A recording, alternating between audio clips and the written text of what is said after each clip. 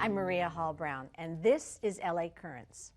Well, the reasons for 911 calls vary wildly, from emergencies that have a medical nature, crime, some sort of accident, but the one thing that is universal, getting the right people to the scene, can make all of the difference. So I'm delighted to be joined today by Lieutenant Kelly Muniz. She's the Acting Commanding Officer of Detective Support and Vice Division. So nice to have you here. Thank you, it's nice to be here. Well, we're going to talk about things that are SMART.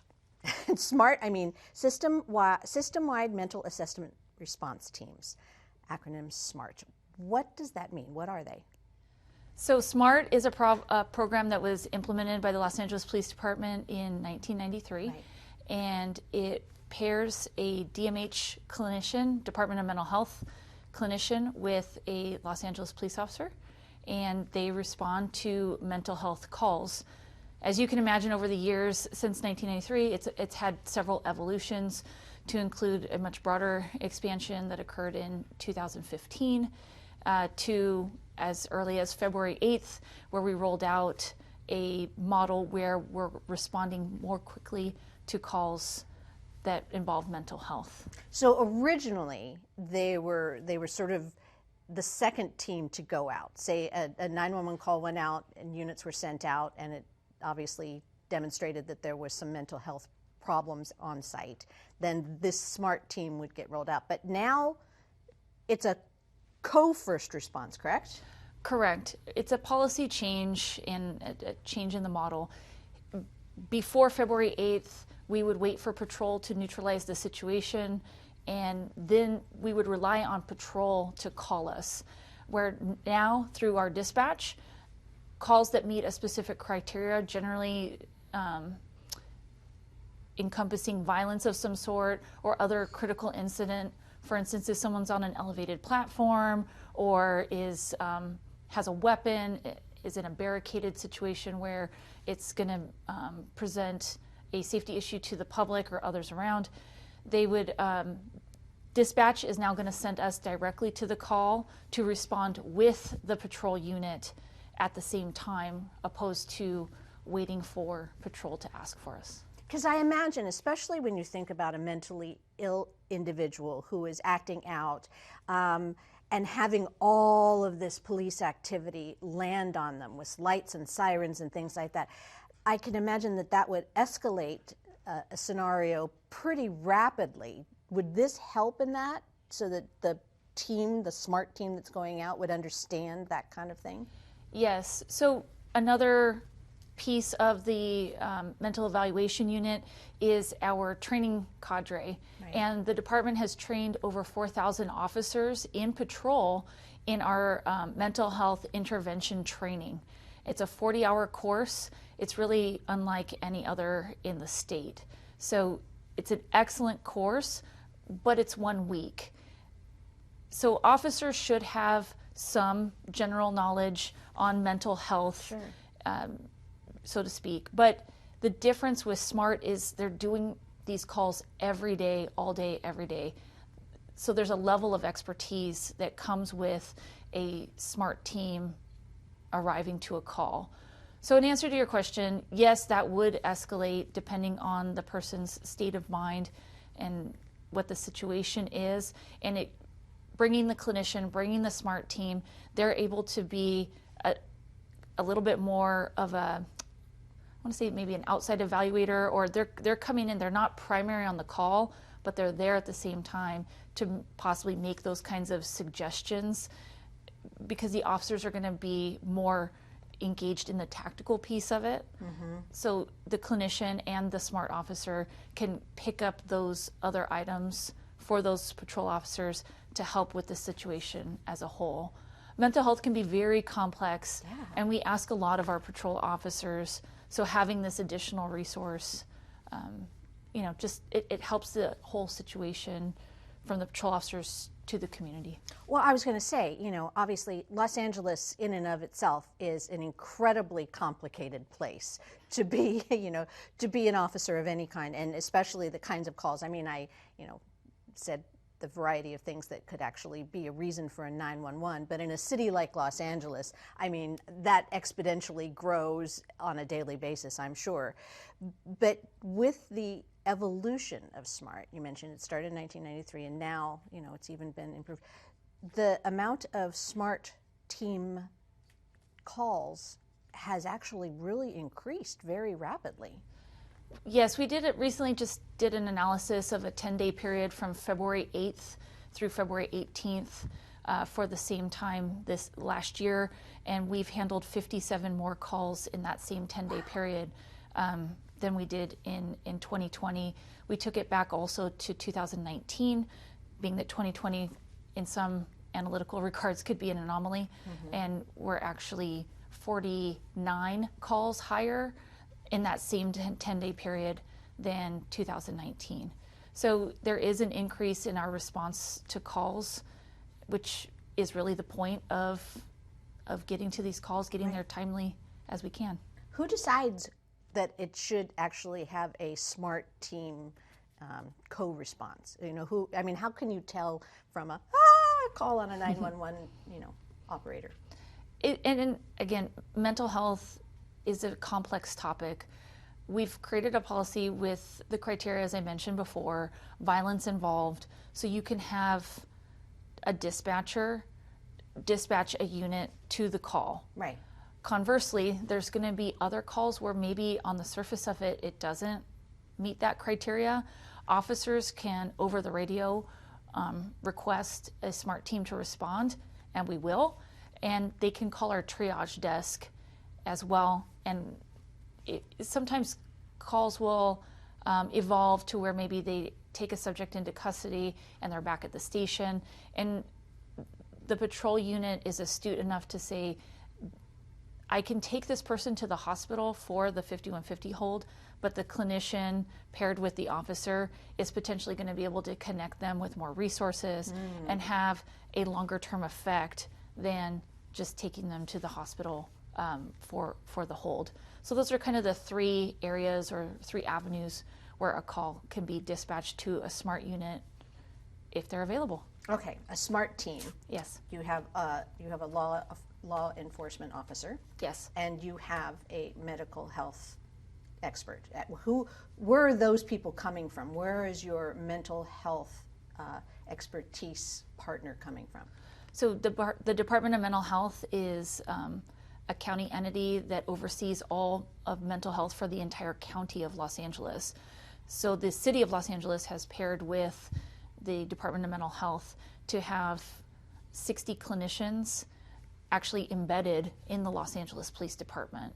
Other county law enforcement agencies have adapted to that model, obviously not to scale, as a result of the LAPD forming that partnership with the Department of Mental Health.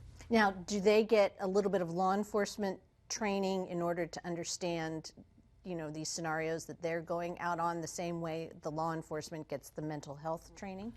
We do some internal training for the Department of Mental Health, and in time there's a training period as well. Same for when officers are new to the SMART team. They're paired with a senior officer that shows them best practices and protocols that we adhere to, and Department of Health does the same. When they have a new clinician, they'll put them with a supervisor or a senior clinician and or officer.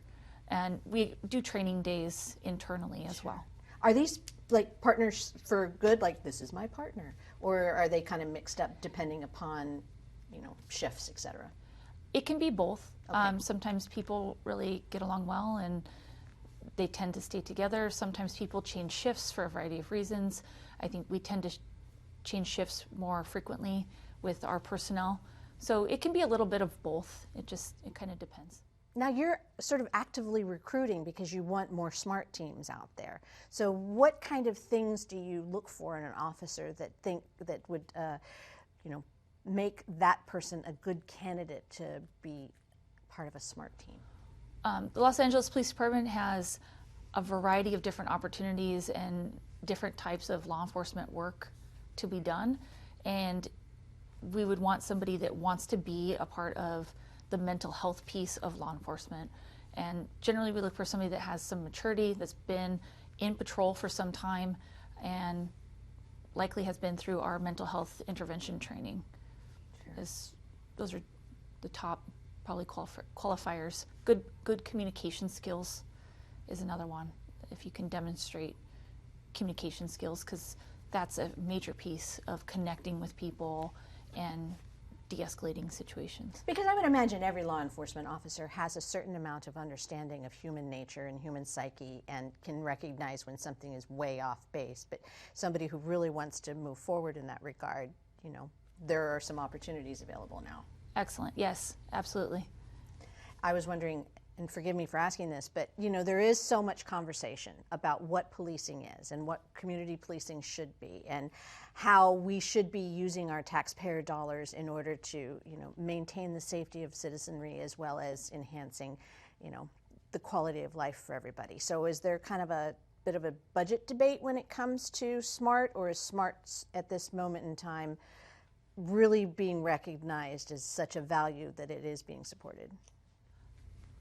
My interpretation of the various meetings and things that I have been in is that I think the entire city, if not our entire country, is suffering a fiscal crisis with the coronavirus and tax base and whatnot with all of that. Sure. That being said, I think we're also in a position politically and again, across the nation, I don't know that LA is unique in that we're looking at our systems, police, our government, we're looking at a lot of different systems for efficiency and equity.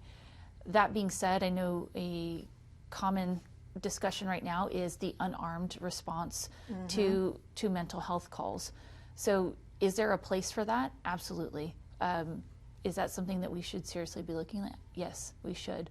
There's also a place for our SMART teams because we tend to go to crisis calls, people that have weapons, people that are on tops of buildings, freeway overpasses, things like that. So there's still going to be a need for a law enforcement intervention in some of these junctures in a city the size and density of Los Angeles. So it's a delicate balance right now. I don't envy our policymakers trying to decide where money should go, but if we're looking at law enforcement, the mental health component is definitely something that we can build off of. We have an excellent model that really is a national model.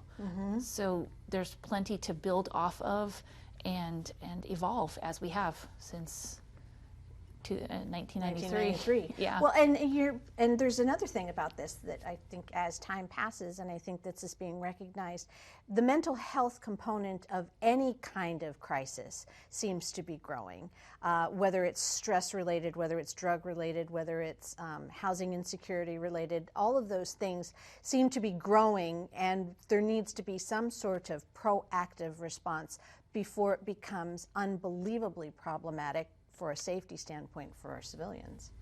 Yes, it does. And law enforcement is sent to mitigate problems for the general public, oftentimes that aren't safety related. Right.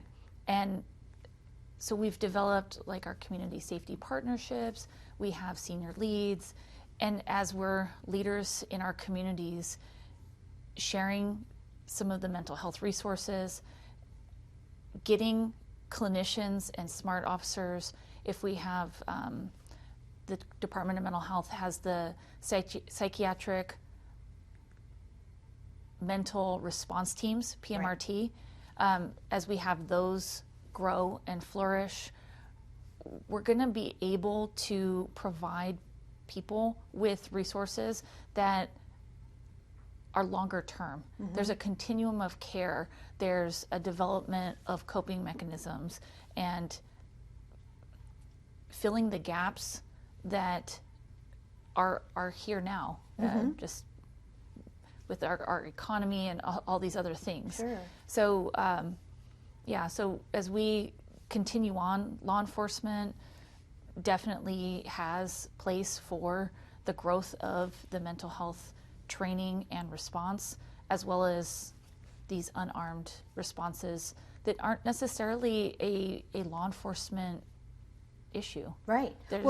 Exactly that. The cooperative effort between different agencies, I'm sure, is imperative, because that is, like you said, it's going to be a better fix than just trying to put something out right away and hoping that somebody will fix it later.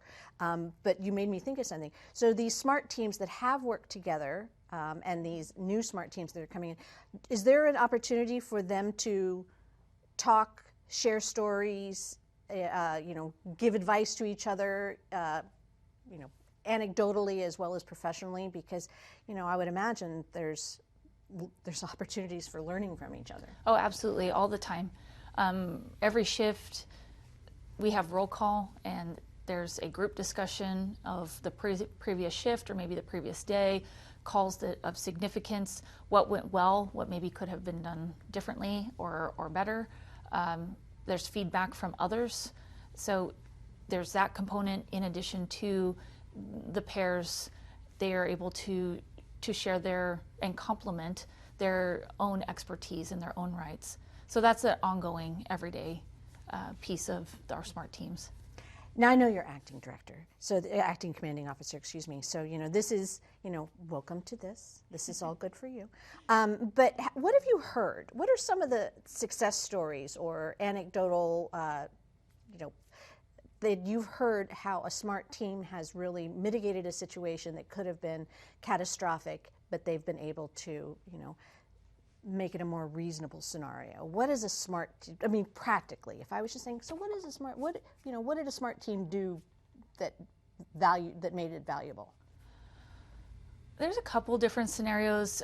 We have one officer that has talked at least 2 people from jumping off of a elevated platform, because she's very good at connecting, and there's a level of stamina that is involved in that, is being mentally aware and engaged, because some of these events can be an hour, 2 hours, 3 hours, sure, that you're engaging somebody to get them to a safe place.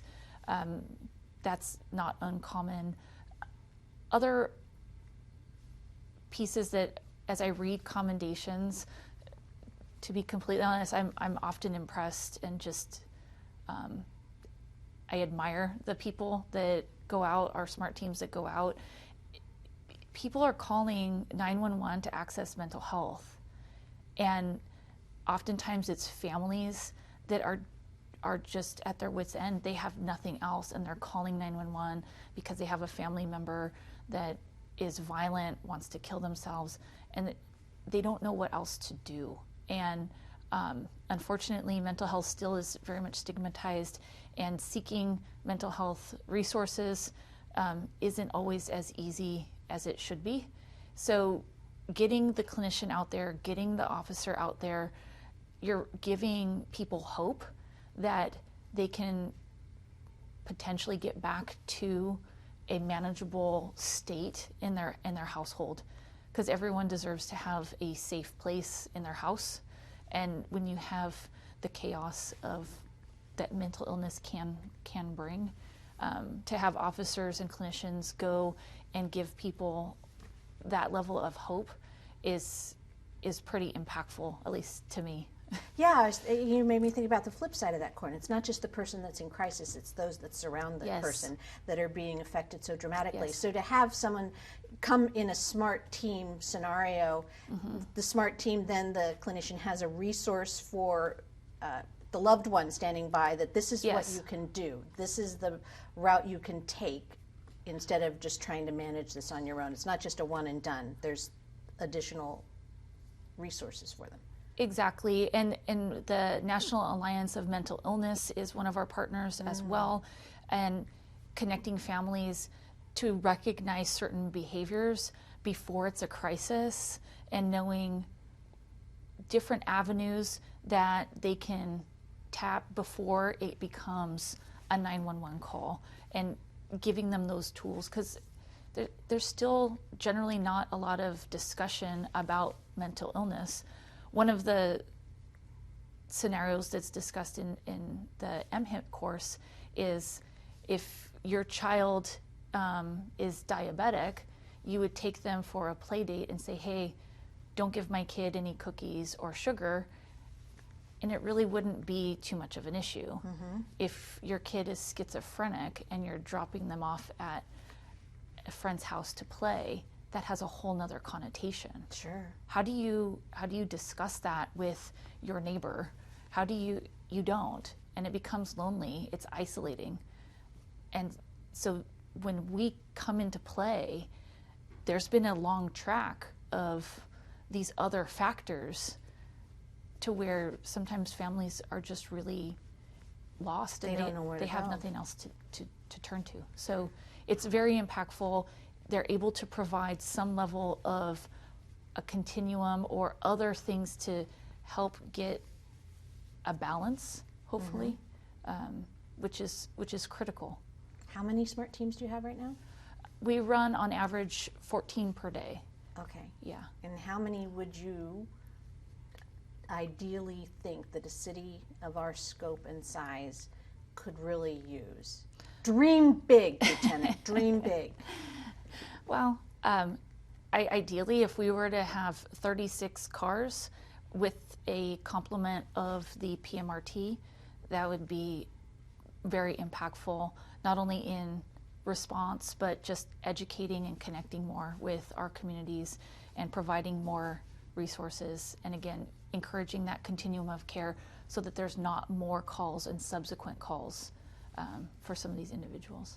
So what prompted your interest in this department? Because as we were talking just a little bit before we started all of this, you've had a pretty illustrious career so far. And so now this is a different tack. So what was it about this arena that seemed, all right, I'm going to devote my time, energy, and attention to this now? To the S.M.A.R.T team? Just to the whole detective support and vice division, to the S.M.A.R.T team, to the the mental health unit, to all of that. What is it about this division that seems to be robust enough to take your attention? I think that it matters. I think that emotion often drives behavior, and we have a lot of there's a lot of complexities to mental health and how it drives how we treat each other, from traffic to crime. There's all kinds of root causes that come back to mental health, and I just think it's a valuable component of our society as a whole, even outside of law enforcement. So to research it, to work with and for a unit that's been established for so long is quite an honor. And like I said, being on a national scale and being the leaders in this arena is a pretty nice place to be, and to work with people that are really have a heart for other people is again, this is what law enforcement is for, is to help people and help get them through whatever crisis is happening at the time. I think people would be somewhat surprised that there is a S.M.A.R.T team component to the LAPD, just like there's this great community policing model that Los Angeles Police Department has had for a long time, and now this mental health partnership model that LAPD has had for a long time. I think people would be surprised to hear that there are these elements to the LAPD. I think that it's really important for those of us who are out there to understand that it's not just what one would normally think of being a police department. Yes, I agree. We have our camp team as well. They are more of a detective function that supports S.M.A.R.T. They too are detectives that are paired with clinicians, and they can do follow-up. So sometimes there's crime that occurs and it's still a crime, but there's a mental health component, and opposed to having someone do jail time and be done, they can advocate for that individual in custody to have court-mandated mental health treatment. So now when we're releasing somebody, we're hopefully releasing somebody that can go back and function in society, more healthy life. which is really, that's really impactful, again, to society, to crime, when you can get people what they actually need. Okay. Now, at the risk of embarrassing you in our last few minutes right here, you have the distinction of wearing a very impressive badge. I do. This badge was bequeathed to you by someone who held a very prestigious position within the LAPD, who even, for lack of a better word, had a television show modeled against her. So, so Yes. your badge Yes. means a lot to you, and how did Lieutenant Kidder's relationship with you have this happen? I attended a function called the Legendary Ladies Luncheon. I think it was around 2015. And I happened to sit with Lieutenant Helen Kidder, and we became friends. Sometimes you meet people and you just are kindred spirits from the start. And it also brought to light for me where, how far we have come as an organization. Lieutenant Kidder was the first, her and Peggy York, who retired as a deputy chief, they were the first two women to be homicide detectives at a patrol division. And she was the first, Helen Kidder was the first woman, her and another woman from somewhere else in the state were the first two to go to FBI Academy, which is a command school. She was of the second wave of women allowed to make lieutenant. Women were not allowed to promote to past lieutenant or past sergeant until 1983. All of that had not occurred to me, and I completely took for granted that I just applied for positions as I found interesting and wanted to. And it really put into perspective my role as a supervisor and as a leader, that it's not so much what I accomplish here now, it's what organization am I handing to that next generation. And so the things that Helen did and her spirit of, well, I'm going to try anyway, I reap those benefits, and the others in our organization now reap those benefits of that generation that chose to try anyway. And so, long story short is, Helen would always tell me that she has no next of kin or anyone that she would pass her badge to, and she would always tell me that it's sitting in her drawer and it needs to see the light of day. It has a story to tell. And so when I made lieutenant, she wrote a letter asking if I could wear her badge, and the department allowed me to wear her badge. So I proudly wear it. It has a story to tell. Hopefully I do her proud and do the other women proud of that generation that promoted and had seats at the table and became the leaders of our organization as we've gone forward. Well, indeed, and you do wear it proudly, and I am sure that there are lots of young women that are looking to you for the leadership that you so aptly provide. So it was a great opportunity to talk to you, Acting Commanding Officer of the Detective Support and Vice Division, Lieutenant Kelly Muniz. It was wonderful to talk to you, and best of luck with everything, and I hope that you get all the support you need for your SMART teams, because it seems to be a very positive thing to do in this day and age. Thank you, Marie. Okay. And that is a wrap on this inspiring LA Currents.